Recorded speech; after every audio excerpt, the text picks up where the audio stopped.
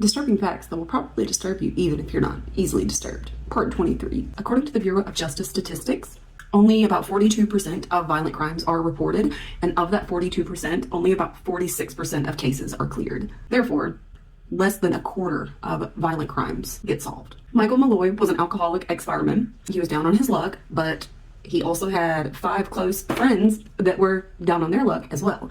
So they took out large life insurance policies on Michael and then plotted to kill him.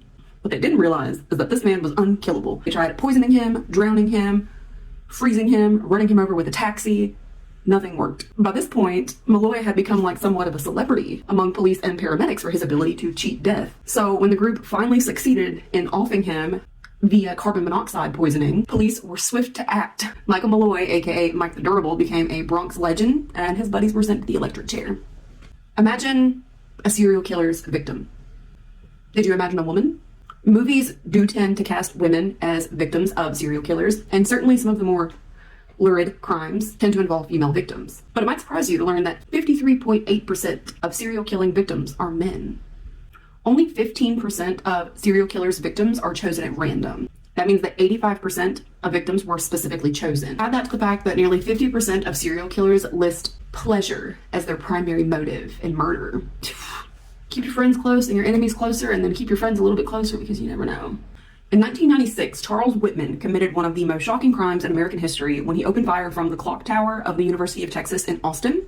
Whitman killed 14 people before he was gunned down by police. But more than 3 decades later, a 15th person was added to his list of victims. David Gumby was shot in the kidney and spent the rest of his life on dialysis before succumbing to his injuries in 2001. Even though Whitman died that day in 1966, he was still found responsible for Gandy's murder 35 years after the fact.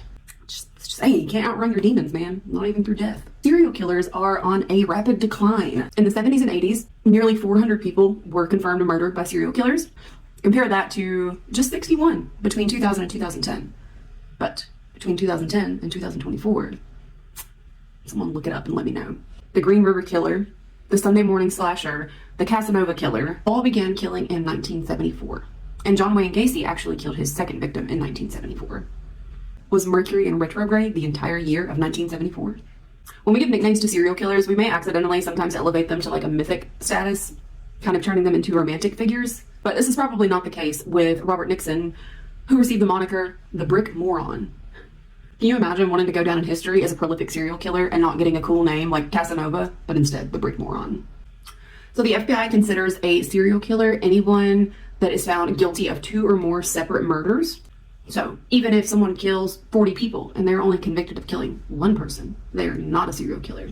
They're just a regular, degular, schmegular murderer. In 1978, Lawrence Singleton raped a 15-year-old hitchhiker named Mary Vincent, cut off her arms with a hatchet, and then threw her over a cliff. Miraculously, Vincent managed to crawl up the cliff, missing her forearms, and was able to attract the attention of a passing vehicle. She was taken immediately to a hospital, and she managed to survive. Despite her testimony, Lawrence Singleton only served 8 years in prison. He was arrested again in 1997, this time for murder, and was sentenced to death, large part because this time he was caught in Florida rather than California. Floridians don't play around, man. Between 2005 and 2009, the bodies of 8 women have been found in a swamp in Jefferson Davis Parish, Louisiana. The killer has never been found, but accusations of misconduct directed at the police department have left some locals with an uneasy feeling. Could the killer be one of their own police? Find out on next week's episode of Unsolved Mysteries. Thanks for watching.